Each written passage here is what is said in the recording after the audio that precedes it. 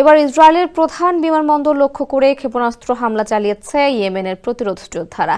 ইয়েমেনের বিমানবন্দরে হামলার জবাবে ইসরায়েলের প্রধান ও বৃহত্তম আন্তর্জাতিক বিমানবন্দর বেন গুরিয়ন ইন্টারন্যাশনাল এয়ারপোর্টকে লক্ষ্য করে ক্ষেপণাস্ত্র হামলা চালানো হয়েছে। গোষ্ঠীটির মুখপাত্র ইয়াহিয়া সারি এ তথ্য জানিয়েছেন। তিনি অবশ্য বিমানবন্দরে সরাসরি হামলার ব্যাপারটি স্বীকার করেননি।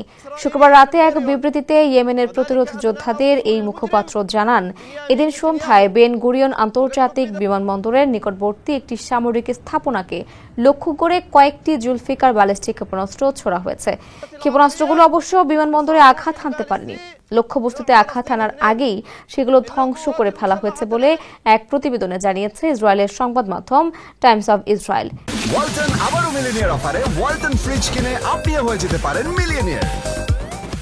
ইয়াহিয়া সারি জানিয়েছেন, শুক্রবার বেন গুরিয়ন বিমানবন্দরে হামলার পাশাপাশি লোহিত সাগর ও আরব সাগরে টহলরত মার্কিন এয়ারক্রাফট ক্যারিয়ার জাহাজ লক্ষ্য করেও ক্ষেপণাস্ত্র হামলা চালিয়েছে ইয়েমেনের প্রতিরোধ যোদ্ধারা। পাশাপাশি যুক্তরাষ্ট্রের একটি MQ-9 ড্রোন ভূপাতিতও করেছে। আগের দিন বৃহস্পতিবার ইয়েমেনের রাস ইসার তেলের টার্মিনালে হামলা চালায় মার্কিন বাহিনী। এতে নিহত হন অন্তত ৭৪ জন এবং আহত হন আরও ১৭ জন।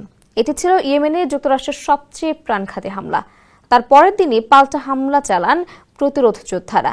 সারি বলেন, যুক্তরাষ্ট্র যদি হামলা অব্যাহত রাখে তাহলে পাল্টা হামলা, সংঘাত ও সংঘর্ষের পরিমাণও বাড়বে, কমবে না।